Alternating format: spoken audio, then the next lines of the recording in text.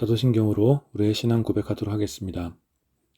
전능하사 천지를 만드신 하나님 아버지를 내가 믿사오며 그 외아들 우리 주 예수 그리스도를 믿사오니 이는 성령으로 잉태하사 동정녀 마리아에게 나시고 본디오 빌라도에게 고난을 받으사 십자가에 못 박혀 죽으시고 장사한 지 사흘 만에 죽은 자 가운데서 다시 살아나시며 하늘에 오르사 전능하신 하나님 우편에 앉아 계시다가 저리로서 산자와 죽은 자를 심판하러 오시리라. 성령을 믿사오며 거룩한 공회와 성도가 서로 교통하는 것과 죄를 사하여 주시는 것과 몸이 다시 사는 것과 영원히 사는 것을 믿사옵나이다. 아멘.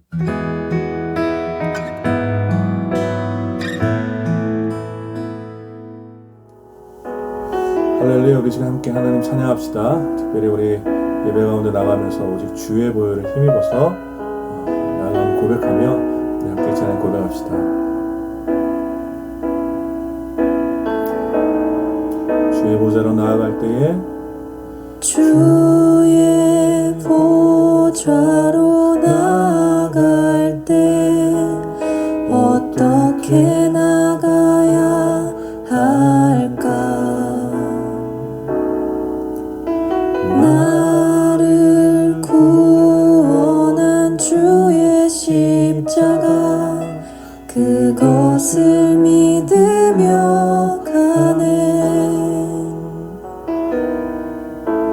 주의 보좌로 나아갈 때에 나 여전히 부족하나.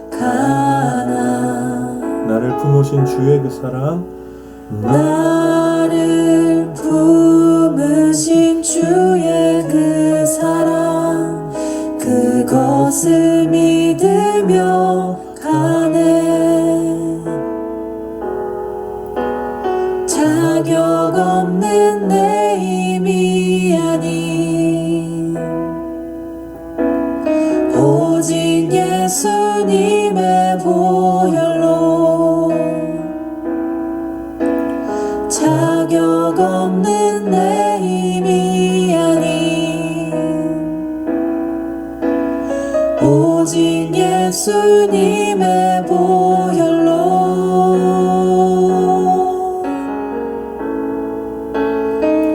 십자가의 보혈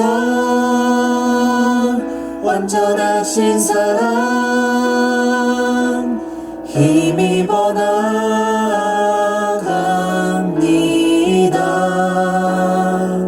십자가의 보혈 완전하신 사랑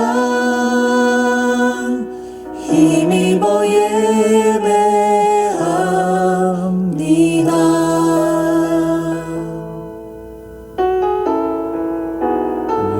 고백합시다. 주의 보좌로 나아갈 때에 나 여전히 부족하나. 나를 품으신 주의 그 사랑 그것을 믿으며 가네. 자격 없는 내 힘이 아닌 오직 예수님의 보혈로 자격 없는 내 힘이 아닌 오직 예수님의 보혈로 선포합시다. 십자가의 보혈 완전하신 사랑 힘입어 나아갑니다.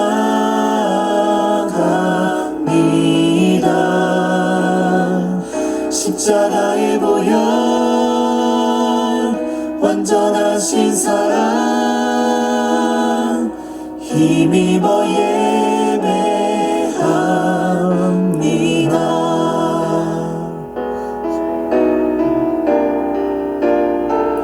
십자가의 보혈 완전하신 사랑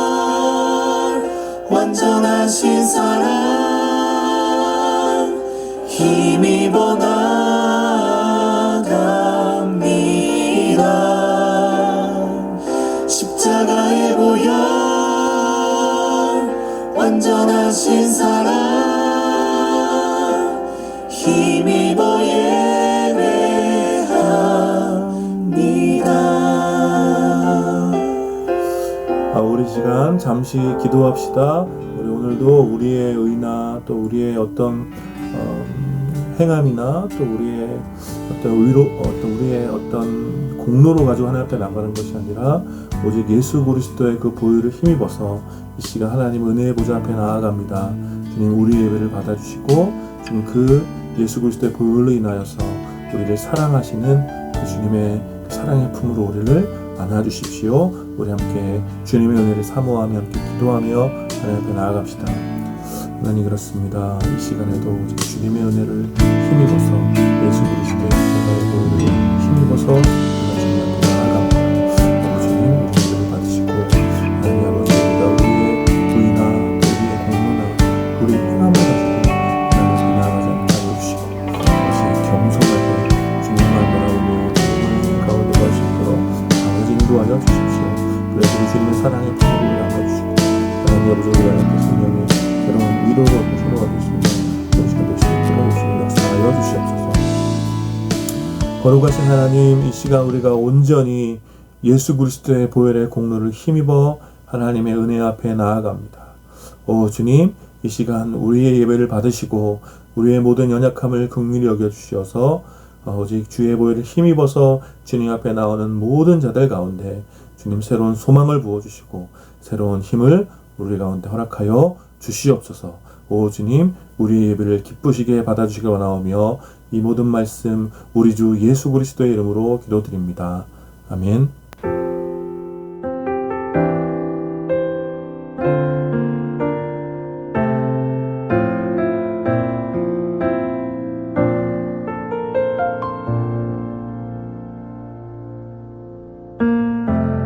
우리의 섬김이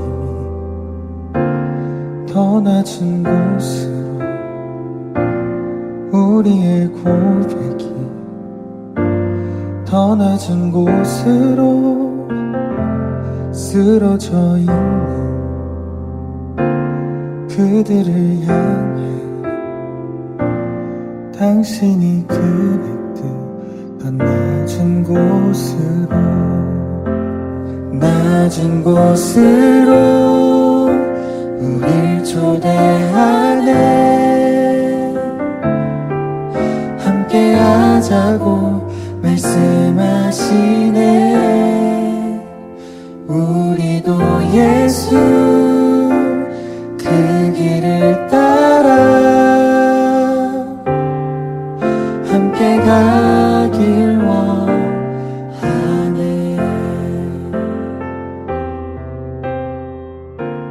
드린 헌금을 위해서 이 시간 함께 기도하겠습니다.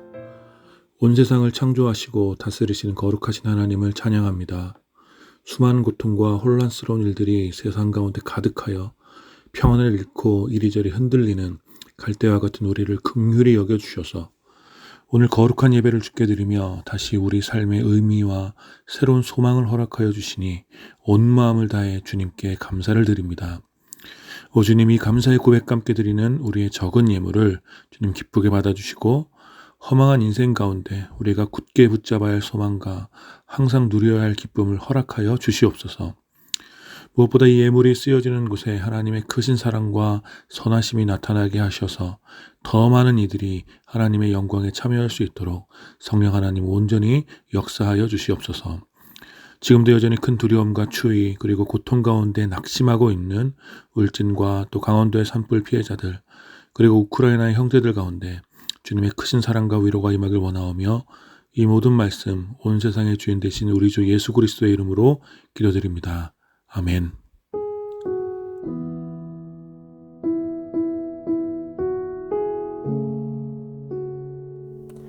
(2022년 3월 6일) 홀씨 소식 알려드리도록 하겠습니다. 오늘도 홀씨교회 온라인 주일 예배에 참여해주신 모든 분들을 환영하고 축복합니다. 여러분들이 마음을 다해 예배드리는 바로 그곳에 동일한 하나님의 은혜가 있기를 함께 기도하도록 하겠습니다. 3월 9일은 제20대 대통령 선거가 있는 날입니다. 사전투표를 아직 하지 못하신 분들은 꼭 그날 투표에 참여해 주시기를 부탁드립니다. 오늘도 3시에 홀씨 공동체 소그룹이 온라인으로 진행됩니다. 참여를 원하시는 분들은 아래 연락처로 연락 주시면 소그룹 링크를 보내드리도록 하겠습니다. 우리 지난주 소그룹 때 이야기 나눴던 것인데 3월부터 이번 달부터 성경 일독을 위한 소그룹을 시작할 예정입니다. 그 주간에 읽을 본문을 제가 설명해 드리고 또 함께 읽을 성경을 묵상하면서 올 한 해 성경 일독할 수 있도록 돕는 그런 모임이 될 것 같습니다.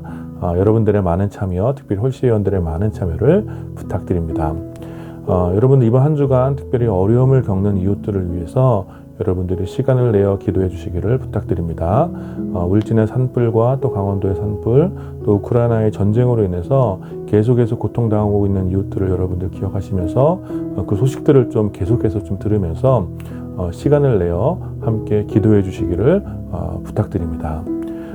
홀씨교회는 다음 주일도 유튜브를 통한 온라인 주일 예배로 드리게 됩니다. 여러분들 좋아요와 또 알림, 구독 부탁드리고 받으신 은혜를 댓글로 남겨주시면 더욱 감사하겠습니다.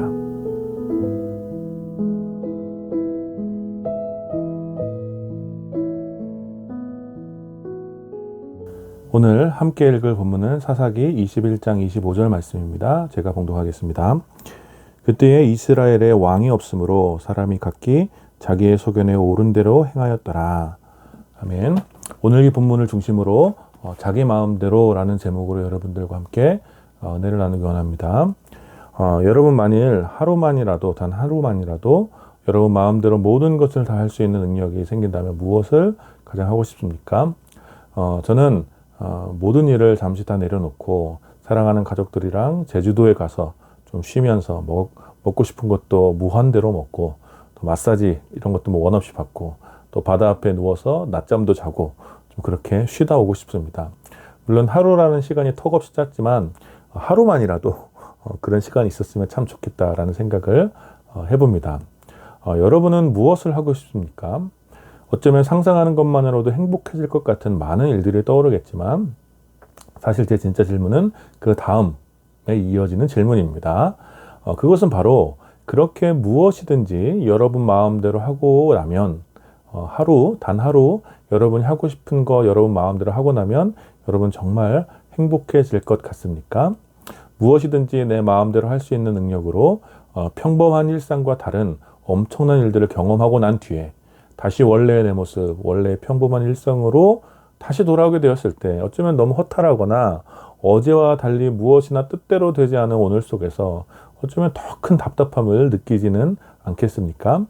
어쩌면 그 능력이 있을 때 다른 것을 선택했으면 더 좋았을 텐데 하는 깊은 후회로 탄식할 수도 있지 않겠습니까?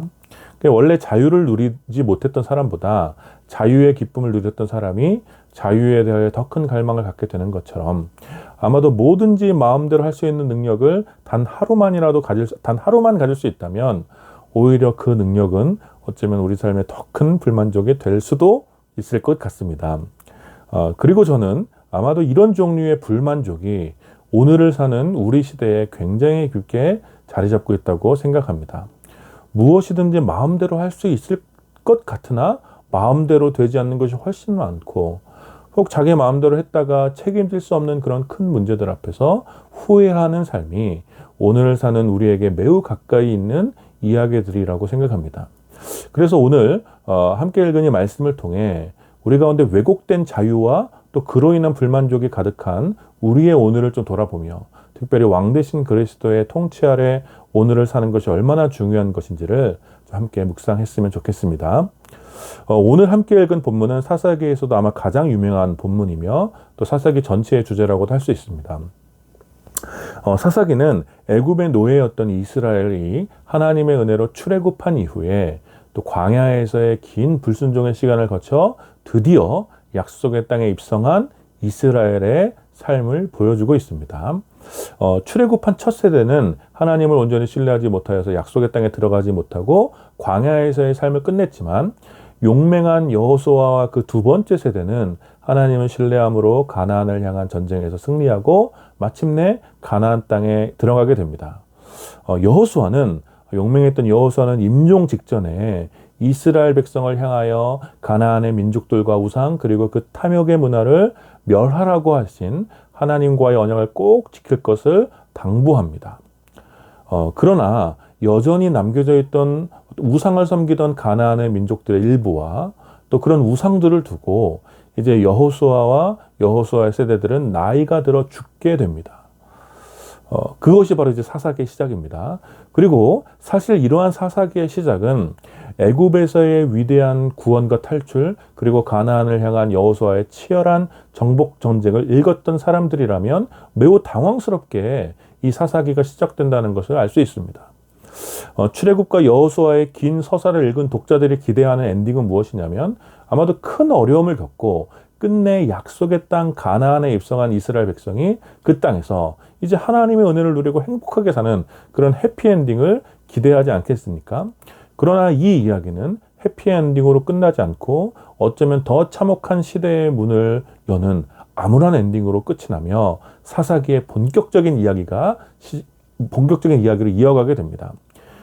사사기 2장 10절과 11절의 말씀을 보면 여호수아와 여호수아 세대가 나이 들어 죽게 되었고 그 후에 일어난 다른 세대는 여호와를 알지 못하며 여호와께서 이스라엘을 위하여 행하신 일도 알지 못하고 그래서 이스라엘 자손이 여호와의 목전에 악을 행하여 바알과 다른 민족의 신을 섬겨 여호와의 진노를 사게 되었다라고 시작하며 사사기의 본격적인 이야기가 시작됩니다.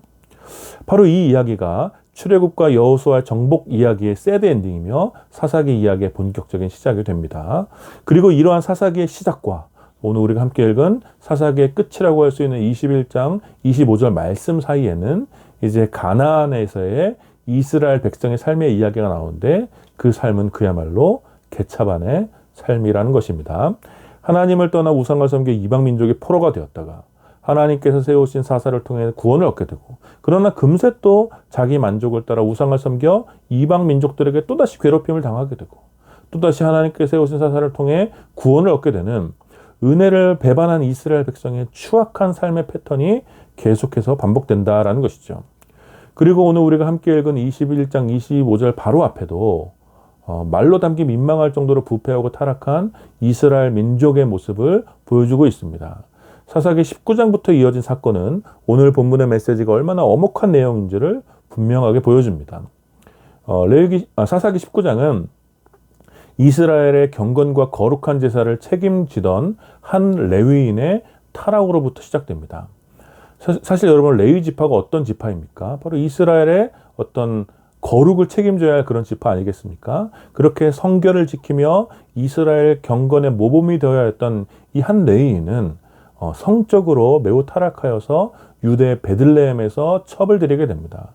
이것은 하나님의 기준에서 보면 매우 타락한 것이죠. 당시 레위인에게 기대했던 어떤 윤리적인 모습과 굉장히 타락한 부도덕한 모습이라고 할 수 있습니다. 첩을 드리는 것이. 그런데 그렇게 드린 이 첩이 바람을 피워서 다른 남자와 바람을 피워서 남편인 레위인을 떠나 다시 유다의 집으로 돌아가게 됩니다. 완전 막장이죠. 그런데 더 막장은 사실 이제부터 시작됩니다. 이 레위인은 바람을 피워 다시 집으로 돌아간 이 첩을 다시 데리고 오기 위해서 유다로 향하게 되고 자신의 모든 일들을 다 내려놓고 유다로 향하게 되고 그 여자의 아버지로부터 환대를 받게 됩니다. 왜냐하면 여러 가지 선물들을 가지고 갔기 때문에 그 여자의 아버지로부터 환대를 받게 됩니다.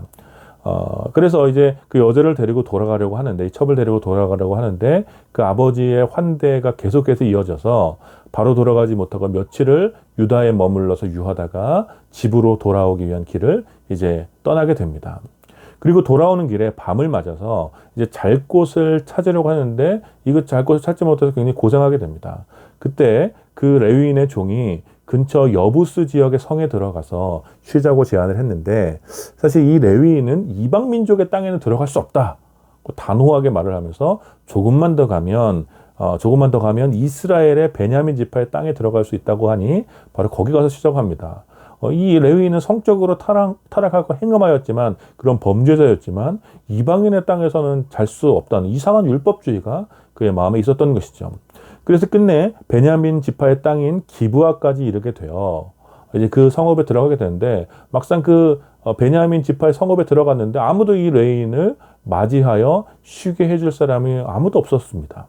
그래서 그냥 큰 거리에서 노숙을 해야 할 그런 위기에 처했는데, 그때 한 노인이 그 레위인을 보고 자기 집으로 초대하게 돼서 그 집으로 들어가 쉬게 됩니다. 다행스럽게도 노숙을 하지 않고 그 노인의 집에서 즐겁게 쉬고 있을 때 그 동네의 불량배들, 즉 이스라엘의 백성 베냐민 지파에 속한 불량배들이 그 노인의 집을 에워싸고 그 노인을 협박합니다. 그 협박의 내용은 그 노인의 집에 머물고 있는 그 손님, 바로 그 레위인과 그 종들을 우리에게 넘겨달라는 것이었죠. 이 협박은 무슨 내용이냐면 바로 이 불량배들이 그 레위인과 성관계를 맺겠다는, 즉 남색을 하겠다는 뻔뻔스럽고 타락한 자들의 그런 아주 불의한 요구였습니다. 그런데 이 협박을 당한 노인의 대답은 더 가관입니다. 이 노인은 그러지 말고 자기 딸과 이 레위인의 첩을 내어줄 테니 그 여자들을 마음대로 하고 이 레위인만은 건들지 말라고 간청합니다. 막장입니다. 그리고 그 불량배들은 그 레위인의 첩을 밤새도록 강간하고 새벽이 되어야 풀어졌는데 이 고통으로 이 레위인의 첩이 죽게 됩니다. 그러니까 강간 살해를 당한 것이죠. 아주 잔악하고 끔찍한 범죄가 일어나는 것입니다. 그런데 더 막장인 것은 아침이 되어 다시 길을 떠나려는 이 레위인이 문 앞에 죽어있는 그 여인의 시체를 보고 이제서야 분노하게 되어서 더 이상하고 더 끔찍한 행동을 하게 됩니다. 그것은 이 죽은 여인, 그 죽은 첩의 시체를 12부분으로 잘라서 이스라엘 12지파에게 그 잘라진 시체를 보낸 것입니다. 그리고 이 사건을 보고 놀란 이스라엘 12지파의 수령들이 미스바의 앞에 모이게 되고 레위 사람의 첩이 베냐민의 땅에서 그렇게 잔혹하게 죽임을 당한 이야기를 듣게 됩니다. 그래서 이스라엘 지파가 분노하여 베냐민의 기브아에 가서 그 불량배들을 처벌하기 위해 그 불량배들을 내어줄 것을 요청했으나 오히려 베냐민의 사람들은 오히려 그 불량배들을 지키기 위하여 이스라엘의 남은 지파들과 전쟁을 이렇게 벌이게 됩니다. 그리고 몇 차례의 전쟁을 통해서 이스라엘 연합군이 승리하게 되고 베냐민 지파는 도망친 600명의 남자를 제외하고 모두 죽임을 당하게 됩니다. 그런데 이 이야기는 여기서 끝나지 않고 더 막장으로 이어지게 됩니다. 이제 남겨진 이스라엘 자손들은 여전히 분노가 사라지지 않아 어떤 자손도, 우리 중에 어떤 자손도 베냐민 지파의 남자에게 베냐민 지파의 남자에게 자신들의 딸을 주지 않겠다고 맹세를 하게 됩니다. 만일 어떤 자손이라도 베냐민 지파의 남자에게 딸을 주어 베냐민 지파가 이어지도록 한다면 저주를 받을 것이라고 서로 약속을 한 맹세를 합니다. 그런데 이튿날 화목제물을 드리면서 이 맹세에 대하여 후회하게 되고 이스라엘의 한 지파, 즉 베냐민 지파가 사라지도록 한 자신들의 잘못을 뉘우치게 됩니다. 그리고 도망친 베냐민 지파의 남성들에게 평화를 선포하고 다시 돌아오도록 이야기합니다. 그리고 이스라엘 회중에서 한 장로가 일어나서 이제 다시 돌아오게 될 베냐민 지파를 걱정합니다. 왜냐하면 이제 베냐민 지파의 여자들이 없어서 이제 베냐민 지파의 자손들이 끊어지게 될 것을 걱정합니다. 자기들이 다 죽여놓고 이제 와서 베냐민 지파의 남자들에게 결혼할 여자가 없는 것을 걱정하고 있는 아주 뻔뻔한 모습을 보여주는 거죠. 더욱이 자신들은 베냐민 자손들에게 딸을 주지 않기로 맹세했기 때문에 베냐민 지파가 결혼할 여자가 없다고 말하는 이런 이중적인 태도를 보이는 것입니다. 그러다가 한 가지 묘책을 찾아내는데 그것은 베냐민과의 전쟁에 참여하지 않았던, 그래서 그 맹세에 함께하지 않았던 야베스의 길르앗 자손들 중 포로로 잡아온 400명의 처녀들을 베냐민 지파의 600명의 남자들 주기로 결정한 것입니다. 그리고 더 웃긴 것은 부족한 한 200명의 여자가 부족하지 않겠습니까? 또 어쩌면 막 첩들을 들여야 되니까 더 부족한 것이죠. 그래서 그 부족한 여자를 얻기 위하여 실로에서 열리는 한 축제에 이제 그 축제가 되면 실로의 여인들이 춤을 추러 나오는 시간들이 있는데 그때 베냐민 남자들이 포도원 밭에 숨어 있다가 그 여자들을 납치해서 베냐민 땅으로 돌아가라고 권면한 것입니다. 그럼 진짜 웃기지 않습니까? 무슨 얘기예요? 그냥 베냐민 지파가 자신들이 베냐민 지파의 모든 여자를 죽여서 이제 베냐민 지파가 대가 끊기게 생겼으니까, 그러나 자신들의 자손들을 베냐민 지파에 주지 않기로 했으니까 다른 지파의 여자들을 납치해서 데려가라고 결정한 것입니다. 성결을 지켜야 하는 레위인의 타락과 또 이스라엘 백성이라는 베냐민 지파의 성적 타락과 폭력, 그리고 시체를 잘라버리는 레위인의 그 잔인함, 또 그리고 베냐민 지파를 몰살시키는 이스라엘의 잔인함, 그리고 자신들의 맹세를 지키기 위하여 다른 민족의 희생을 강요하고 여성들을 철저히 유린하는 전형적인 이런 내로남불, 이것이 바로 이스라엘 백성이 하나님의 약속의 땅에서 살아가던 삶의 모습이었다라는 것입니다. 그래서 오늘 사사기의 결론은 그때의 이스라엘의 왕이 없으므로 사람이 각기에 자기의 속에 오른 대로 행하였다라고 말하고 있는 것은 굉장히 심각한 아주 불편한 말씀이라는 거예요.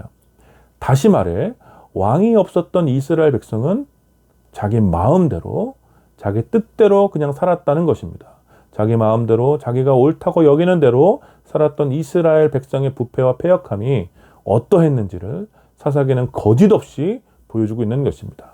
그리고 이러한 부패의 모습은 자기 마음대로 살아가는 것이 자기가 옳은 바대로 살아가는 것이 얼마나 비참한 결과를 초래하는지를 보여주면서 결국 영원한 왕에 대한 여망을 보여주면서 사사기는 끝이 납니다. 사랑하는 여러분, 저는 오늘 이 말씀을 통해 여러분들과 몇 가지 중요한 메시지를 함께 나누기를 원합니다. 첫 번째, 사람의 부패한 본성을 인정하고 자만심을 가지면 안 된다라는 것입니다. 인간은 오랜전부터 자유를 추구해왔으며 자유에 대한 가치는 그 누구도 부인하거나 폄훼할 수 없는 것이죠. 그러나 인간의 자유는 사회적 합의 안에서 합의된 통제 안에서 지켜져야 하는 것입니다. 우리는 사사기의 기록을 통해서 자기 소견에 옳은 대로 행하는 것이 얼마나 비참한 상황을 가져오는지 명백하게 깨닫게 됩니다. 여러분, 인간에게 주어진 무제한적인 자유는 무제한적인 파괴를 초래하게 됩니다. 왜냐하면 그것이 타락한 인간의 본성이기 때문에 그렇습니다. 우리는 앞선 시간들을 통하여 범죄하여 타락한 사람은 끊임없이 탐욕과 욕망 그리고 다양한 폭력이 깃든 가인의 문명을 만들어 왔음을 살펴봤습니다. 기본적으로 이 인간의 문명 속에 인간의 문화 속에는 탐욕과 욕망이 내재되어져 있고 이를 얻기 위한 다양한 폭력들이 늘 도사리고 있습니다. 따라서 이 폭력을 제어하지 못하고 자기 마음대로 자기가 하고 싶은 대로 할 수 있는 무조건적인 자유가 주어진다면 세계는 공멸의 길로 향하여 나갈 수밖에 없게 되는 것입니다. 그래서 사람들은 이 공멸을 막기 위하여 사회적인 합의를 이루게 되었고 다양한 법 체계를 지금까지 만들어 왔던 것입니다. 여러분, 사실 법을 지킨다는 것은 무슨 말입니까?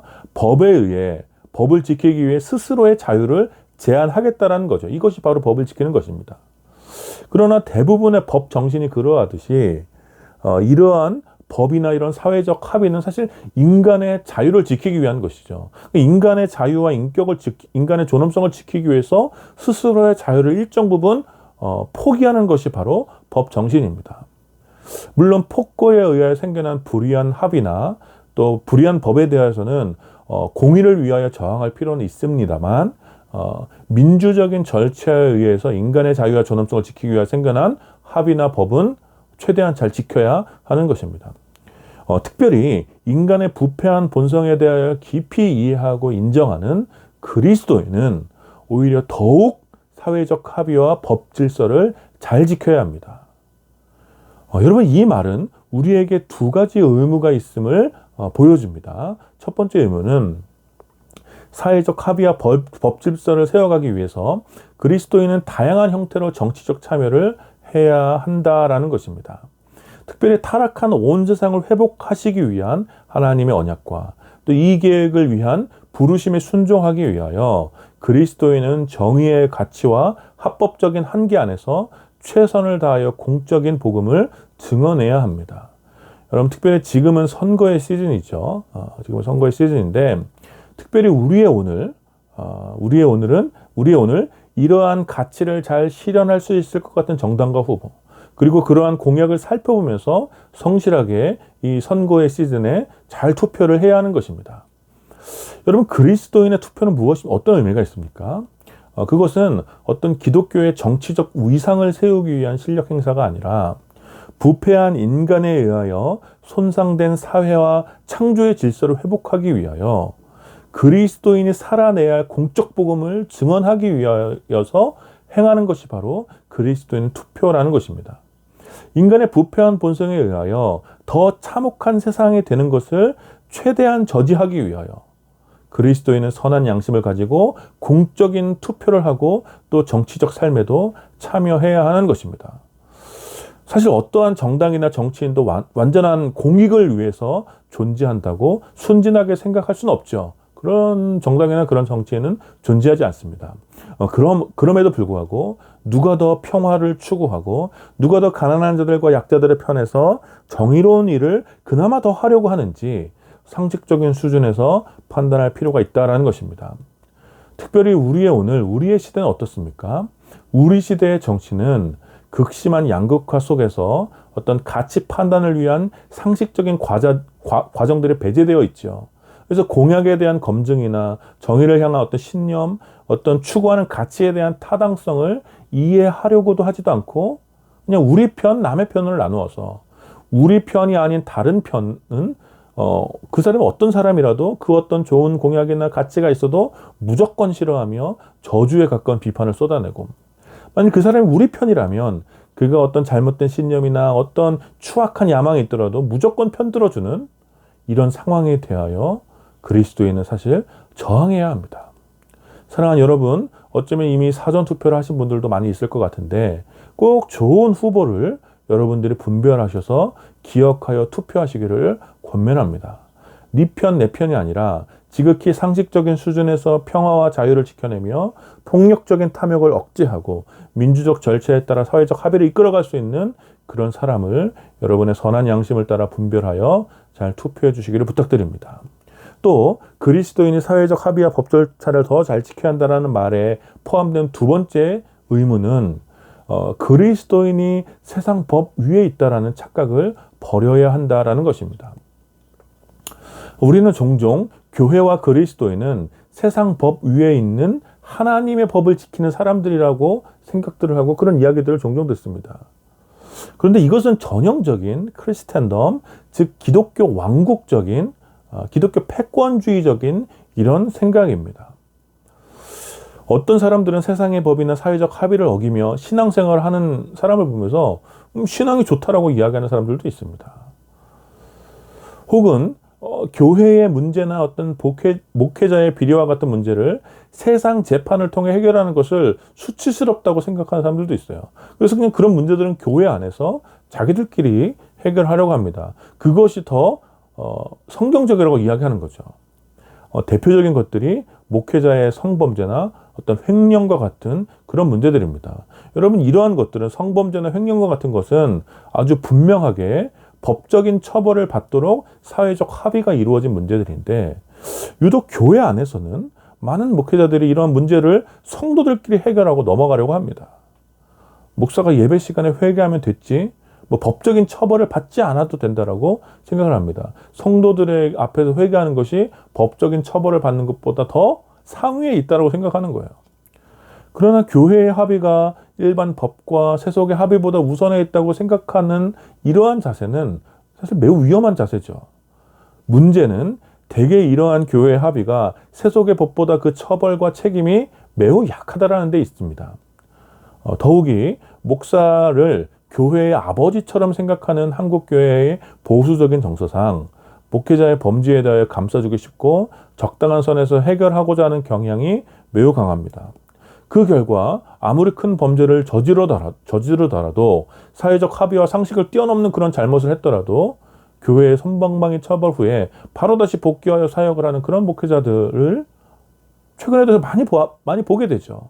그리고 그런 이유로 한국 교회는 한국 사회에서 사회적 합의와 상식 아래에 있는 그런 이기적인 초법적인 집단으로 여겨지게 되는 것입니다. 따라 사랑하는 여러분, 우리들은 그 누구보다 일반적인 법과 사회적 합의를 성실하게 지키는 사람이 되어야 합니다. 그리스도인이 세속법보다 하나님 법에 순종해야 한다는 말은 세속의 법을 완전히 배제하고 다른 신앙의 법을 따라야 한다는 말이 아닌 것이죠. 오히려 예수님의 말씀처럼 너희 의가 바리새인과 서기관보다 뛰어나지 않으면 천국에 갈 수 없을 것이라고 말씀하셨던 그 말씀을 여러분 기억하시기 바랍니다. 그래서 하나님의 법에 순종하는 주의 백성들은 이 다원화된 시대 속에서 더욱 성실하게 세속의 법을 잘 지켜야 할 의무가 있는 것입니다.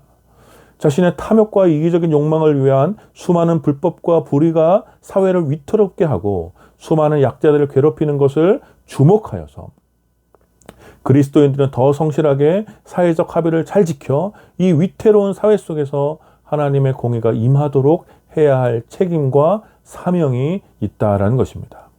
사실 그리스도인의 구원은 세속의 법으로 얻는 것이 아니죠. 세속의 법을 잘 지킴으로 구원을 얻는 것이 아니기 때문에 뭐 꼭 그렇게까지 세속의 법을 잘 지켜야 할까라는 질문을 할 수도 있습니다. 그러나 종교개혁자 루터는 그의 명저 그리스도인의 자유에서 이렇게 말합니다. 우리는 주의 은혜로 무제한적인 자유를 얻게 되었지만 그 은혜에 대하여 감사함으로 우리의 자유를 스스로 제한하여 그리스도의 법 아래서 살아간다라고 이야기합니다. 이건 무슨 말입니까? 우리는 주의 은혜로 얼마든지 자유롭게 마음대로 살 수 있는 존재들이죠. 그래도 우리는 구원을 받을 것입니다. 그러나 우리는 주께서 주신 그 은혜에 감사하여 우리의 자유를 스스로 제한하여서 그리스도의 법에 스스로 복종하여 살기로 다짐한 사람들이라는 것입니다. 이것이 바로 그리스도인이기 때문에 그렇습니다. 우리는 자유자지만 주의 은혜로 인해서 우리는 자유하지만 우리의 자유를 쳐서 그리스도의 길을 따라가기로 결정한 사람들, 바로 이 그리스도인들이 바로 저와 여러분들인 것이죠. 그리고 그 그리스도의 법은, 그 그리스도의 길은 우리로 하여금 세상을 향한 평화를 선포하도록, 세상을 향한 화해를 선포하도록 우리를 이끌어가는 길이라는 것입니다.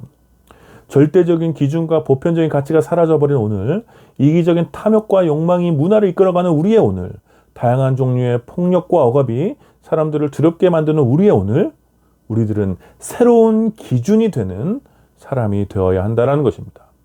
그때의 왕이 없으므로 사람들이 자기 소견에 옳은 대로 행하는 그 비참하고 폭력적인 사사의 시대와 같은 우리의 오늘, 우리들은 세상의 왕 대신 그리스도의 법을 보여주는 그런 새로운 기준의 사람들이 되어야 한다라는 것입니다. 바로 우리가 보여주는 이 삶의 기준이, 이 새로운 기준이 이 혼탁한 시대에 주의 온전한 평화가 임하게 하는 통로라는 것을 우리는 우리의 삶으로 증명해야 하는 것입니다. 마음대로 살면, 인간에게 무제한적으로 자유가 주어지면 결국 파괴되고 말 것이라는 것을 증언하면서 온 세상을 회복하고 인간의 모든 결핍과 두려움을 이기게 해주실 새로운 법이 바로 왕 대신 그리스도께 있음을 우리 삶으로 보여주어야 하는 것이죠. 사랑하는 여러분, 여러분들의 삶이 여러분들의 오늘 속에서 만나게 되는 많은 사람들 가운데 바로 주의 평화와 소망을 가져다주는 새로운 기준이 되기를 축복합니다. 우선 이번 주에 한반도의 평화와 우리 민족의 자유를 지켜줄 수 있는 좋은 대통령을 선출할 수 있도록 여러분 투표도 하고 또 기도도 해 주시기를 부탁드립니다.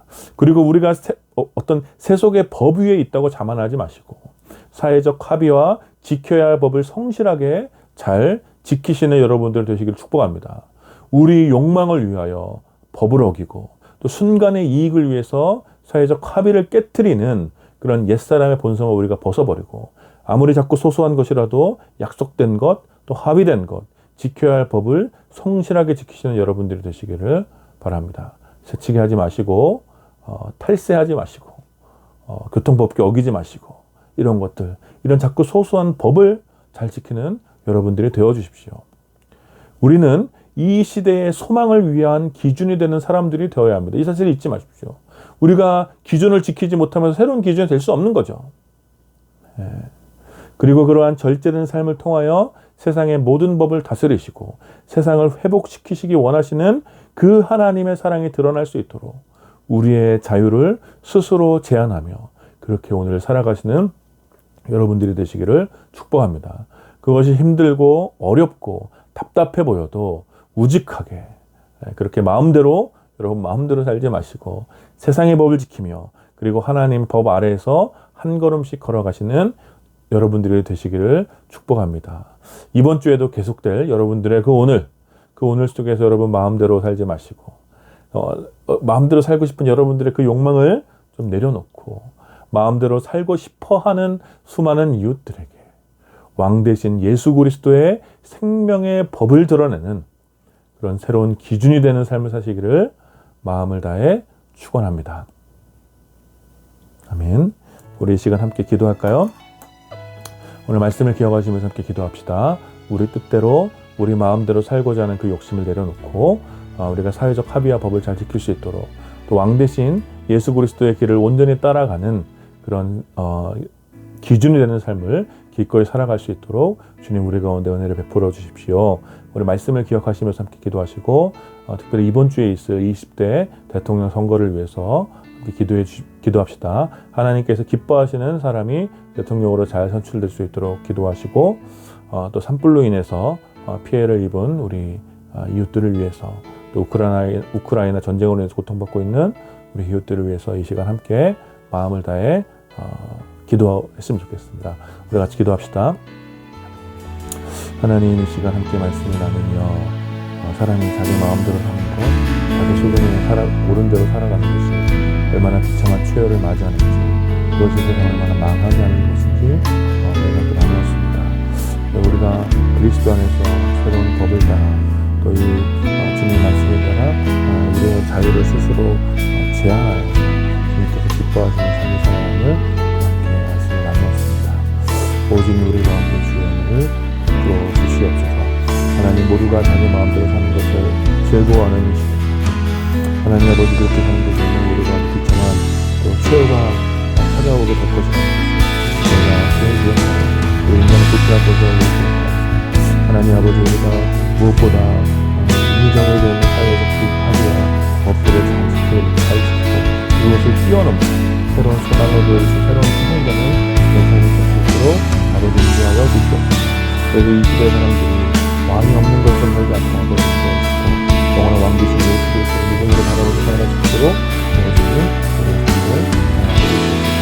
이번 주에 또 주님을 기도하십니다. 주님 기뻐하시는 대통령님께서 성령 선출될 수 있도록 아버지 인도하여 주시고 특별히 부끄하게 나누어져 있는 주님들이 또 선거 결과에서 승복하여서 또 나는 또 시작되는 새로운 정부 가운데 주님의 수정화가 일어나게 할 수 있도록 기도하여 주시옵소서.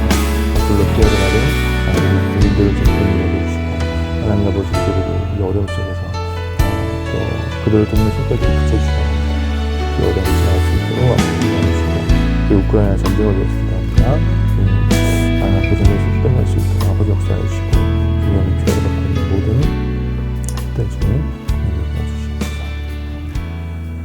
도와주시옵소서. 거룩하신 하나님, 이 시간 특별히 사사기의 말씀을 함께 나누면서 사람이 자기 마음대로 사는 것이 얼마나 인생을 비참하게 만드는지 함께 말씀을 나누었습니다. 하나님, 이 시대에도 여전히 기준이 없는 것처럼, 정말 법이 없는 것처럼 마음대로 살아가고자 하는 이 타락한 시대 가운데 하나님 아버지, 우리가 기준의 사람들이 될 수 있도록 주님 우리를 사용하여 주시옵소서. 이 일을 위해서 무엇보다 우리가 상식적인 수준에서 지켜야 될 법과 또 사회적 합의들을 성실하게 잘 지킬 수 있도록 주님 우리를 사용하여 주시고 그것을 더 뛰어넘는 하나님의 법이, 하나님의 생명의 법이 있음을 우리의 기준이 되는 삶을 통하여 우리 이웃들 가운데 드러낼 수 있도록 주님 우리를 사용하여 주시옵소서. 특별히 이번 주에 새로운 대통령이 선출됩니다. 주님, 이 나라를 긍휼히 여겨 주셔서 이 어려운 시대에 하나님이 기뻐하시는 대통령이 선출될 수 있도록 주님 역사하여 주시고, 하나님 아버지, 그 일로 말미암아서 이제 더 이상 나라가 나뉘어지지 않고 하나된 대한민국 안에서 하나님께서 기뻐하시는 그런 일들을 감당할 수 있는 그런 조국이 될 수 있도록 아버지 역사하여 주시옵소서. 산불로 피해받는 우리 이웃들을 주님 긍휼히 여겨주시고 그들을 위해 돕는 손길들을 붙여주시옵소서. 우크라이나의 전쟁이 속히 끝날 수 있도록 주님 역사하여 주시고, 집을 잃은 난민들 가운데 또 고통의 피해가 전쟁의 고통 가운데 죽어가는 많은 장병들 가운데 주님 함께하여 주시옵소서. 감사드리며 우리 주 예수 그리스도의 이름으로 기도드립니다. 아멘. 지금은 우리 주 예수 그리스도의 은혜와 성부 하나님의 다함이 없는 사랑과 성령 하나님의 위로하심과 교통하심이 자기 마음대로 자기 소견에 옳은 대로 살기를 꿈꾸는, 그리하여서 큰 고통 가운데 살아가고 있는 이 시대 가운데 하나님의 생명의 법으로 새로운 기준이 되기를 다짐하는 모든 주의 백성들 가운데, 그리고 오늘 이 예배에 참여하는 모든 주의 백성들 가운데 이제로부터 영원까지 함께 있기를 축원하옵나이다. 아멘.